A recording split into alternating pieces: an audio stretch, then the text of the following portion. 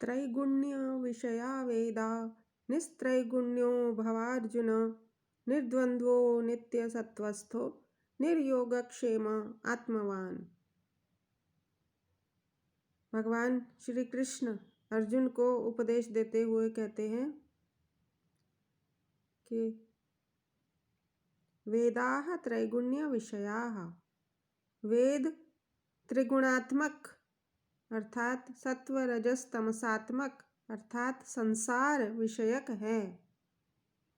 यहाँ वेद के उस भाग के विषय में संकेत किया जा रहा है जिस भाग में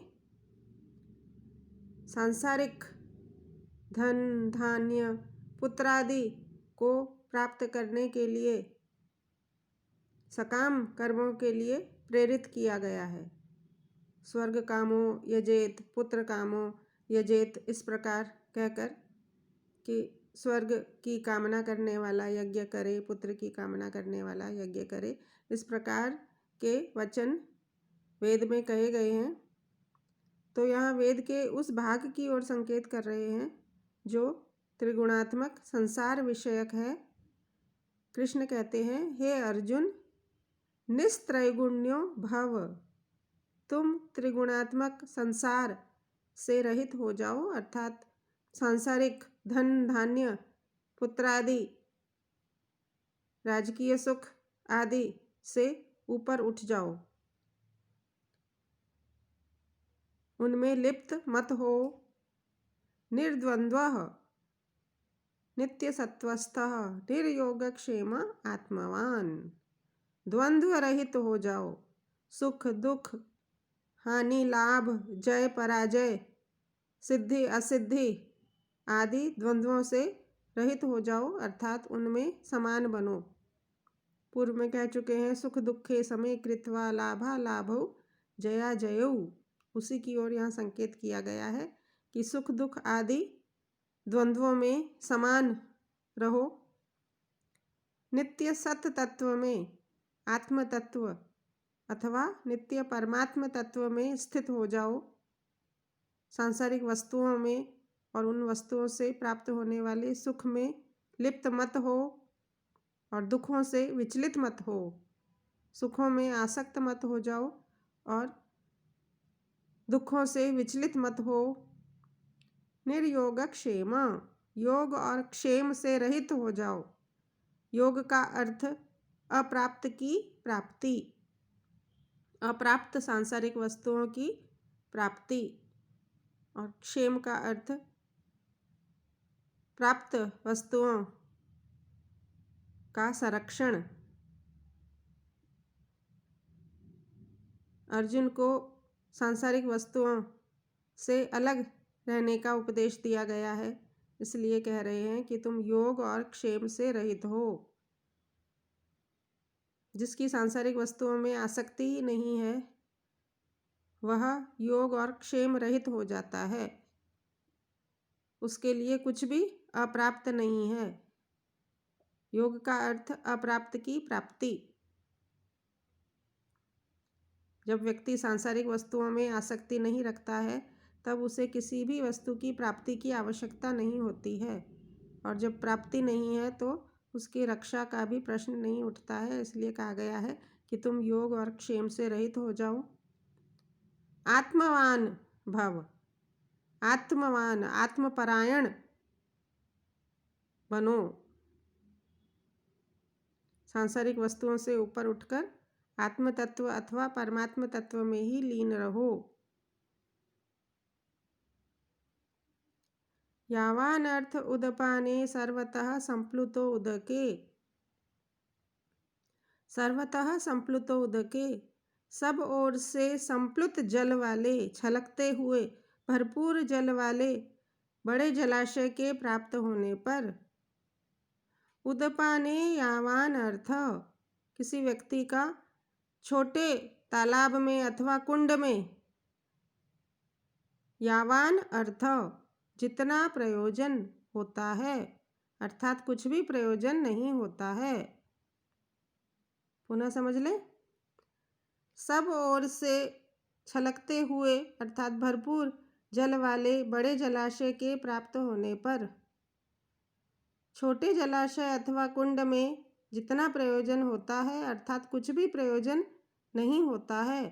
जिस व्यक्ति को भरपूर जल वाला बड़ा जलाशय प्राप्त हो जाता है उसका छोटे जलाशय में कोई प्रयोजन नहीं होता है। कृष्ण कहते हैं कि विजानतः ब्राह्मणस्य सर्वेषु वेदेषु तावान। ब्रह्मवेत्ता विवेक ज्ञानी पुरुष। ब्राह्मण का अर्थ ब्रह्मवेत्ता, विजानतः का अर्थ विवेक ज्ञानी पुरुष। ब्रह्मवेत्ता विवेक ज्ञानी पुरुष का सर्वेषु वेदेषु तावान, सभी वेदों में उतना ही प्रयोजन होता है अर्थात कुछ भी प्रयोजन नहीं होता है। जिस तत्वज्ञानी पुरुष ने ब्रह्म तत्व को प्राप्त कर लिया, ब्रह्म तत्व को जान लिया, उसका वेद के उस भाग में जिसमें सकाम कर्मों का उपदेश दिया गया है उस भाग में कुछ भी प्रयोजन नहीं होता है। और इसके अतिरिक्त वेद का प्रमुख प्रतिपाद्य ब्रह्म तत्व ही है। और जिस व्यक्ति ने ब्रह्म तत्व को प्राप्त कर लिया तो उस व्यक्ति के लिए वेदों में कुछ भी प्रयोजन नहीं होता है, क्योंकि उसने वेद के प्रमुख प्रतिपाद्य को प्राप्त कर लिया है, जान लिया है। कर्मण्येवाधिकारस्ते मा फलेषु कदाचन। ते कर्मणि एव अधिकारः। तुम्हारा कर्म में ही अधिकार है। फलेषु कदाचन मां, फलों में कभी भी नहीं है। व्यक्ति का कर्म में ही अधिकार होता है। फल तो स्वयं कर्म के अधीन होता है, इसलिए फलों में अधिकार नहीं है। फल तो कर्म के अनुसार स्वतः ही प्राप्त हो जाता है। कर्म फल हेतु मा भूः। तुम स्वयं कर्म फल के हेतु मत बनो, क्योंकि कर्म फल का हेतु ईश्वर होता है अथवा कर्म फल का हेतु स्वयं कर्म होता है। कर्म के अनुसार ही फल की प्राप्ति होती है। व्यक्ति अपने मन से वांछनीय फल को प्राप्त नहीं कर सकता है, अपितु कर्म के द्वारा ही फल को प्राप्त कर सकता है। इसलिए कहा गया है कर्म में ही अधिकार है, फल में नहीं। आगे कहते हैं ते अकर्मणि संगः मा भूः मा अस्तु। तुम्हारा अकर्म में अकर्म में संग न हो, अकर्म में आसक्ति न हो। कोई व्यक्ति यह हठ करे कि जब फल में मेरा अधिकार नहीं है तो मैं कर्म क्यों करूं। इसी प्रश्न का उत्तर यहाँ दिया गया है कि किसी भी व्यक्ति का अकर्म में आसक्ति नहीं होनी चाहिए। कोई व्यक्ति इस बात का हठ न करे कि मैं कर्म क्यों करूं, क्योंकि व्यक्ति कर्म के बिना स्वयं तनिक भी नहीं रह सकता है। कर्म के बिना रहना संभव नहीं है। योगस्थः कुरु कर्माणि संगम त्यक्त्वा धनंजय। सिद्ध्यो सिद्ध्यो समो भूत्वा समत्वम योग उच्यते। सिद्धि और असिद्धि में समान होकर हे धनंजय, संगम त्यक्त्वा, आसक्ति को छोड़कर, सांसारिक वस्तुओं में आसक्ति को छोड़कर योगस्थः कर्माणि कुरु, योग में स्थित हुए तुम कर्मों को करो। समत्वम योग उच्यते। इस प्रकार समभाव से रहना, उसको ही योग कहते हैं। सिद्धि और असिद्धि में समान रहना, इसको ही योग कहते हैं। पूर्व में कह चुके हैं सुख दुखे समे कृत्वा लाभा लाभौ जया जयौ। सुख दुख लाभ हानि जय पराजय, इन सभी में समान रहना ही योग कहलाता है। तुरेण ही अवरम कर्म बुद्धि योगात् धनंजय बुद्धौ शरणम अन्विच्छ कृपणाः फलहेतवः। कृष्ण कहते हैं, हे धनंजय, हे अर्जुन, बुद्धि योगात, इस बुद्धि योग की अपेक्षा,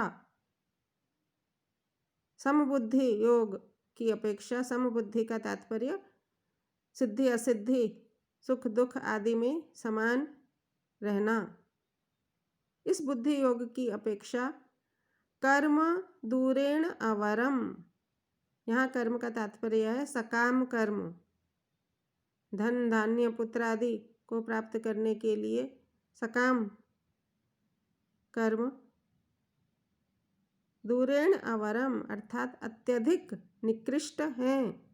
बुद्धि योग की अपेक्षा सकाम कर्म अत्यंत निकृष्ट हैं। बुद्धौ शरणम अन्विच्छ, हे अर्जुन, तुम इस समबुद्धि की शरण में जाओ, इसकी शरण की इच्छा करो। फल हेतवः कृपणाः, फल के हेतु बनने वाले पुरुष कृपण होते हैं, कायर होते हैं। वे कर्तव्य कर्म को नहीं करना चाहते हैं, कर्तव्य कर्म को किए बिना ही फल को प्राप्त करना चाहते हैं, वे कायर हैं। बुद्धि युक्तो जहाति इह उभे सुकृत दुष्कृते, बुद्धि से युक्त, समबुद्धि से युक्त पुरुष इह इस लोक में, उभे सुकृत दुष्कृते दोनों ही सुकृत और दुष्कृत को अर्थात पाप और पुण्य को, जहाति छोड़ देता है, पाप पुण्य से मुक्त हो जाता है, वह कर्म के बंधन से मुक्त रहता है। वह न पाप का भागी होता है न पुण्य का भागी होता है, क्योंकि वह किसी भी कर्म को अपनी व्यक्तिगत लाभ के लिए, व्यक्तिगत फल को प्राप्त करने के लिए नहीं करता है। कर्मयोगी पुरुष अपने समस्त कर्म ईश्वर को समर्पित करता है।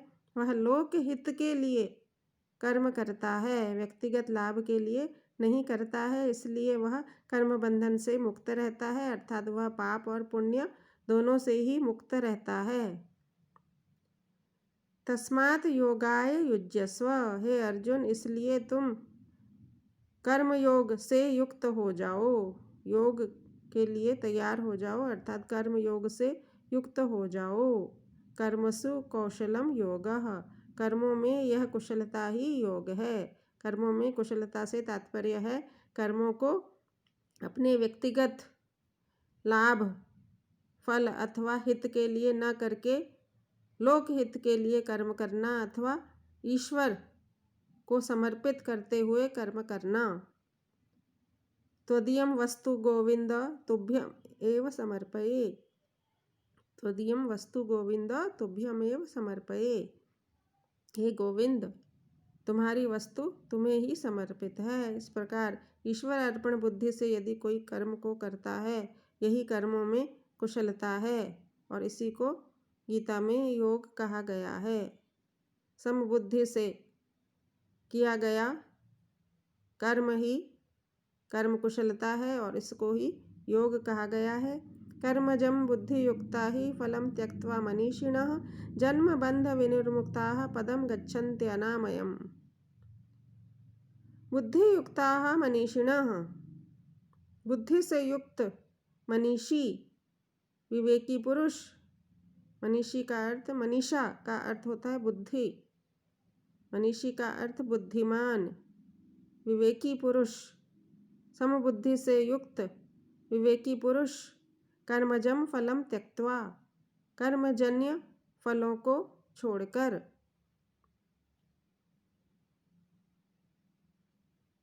वह अपने व्यक्तिगत लाभ के लिए किसी फल को नहीं चाहता है, इसलिए कहा गया कर्मजन्य फल को छोड़कर। जन्म बंध विनिर्मुक्ताः, वह पुरुष जन्म और मरण के बंधन से मुक्त हो जाता है, अर्थात कर्मों के बंधन से मुक्त हो जाता है। वह न पाप का भागी होता है न पुण्य का भागी होता है, वह इन सब से मुक्त होकर अनामयम पदम गच्छन्ति, अनामय पद को, ब्रह्म पद को प्राप्त कर लेता है।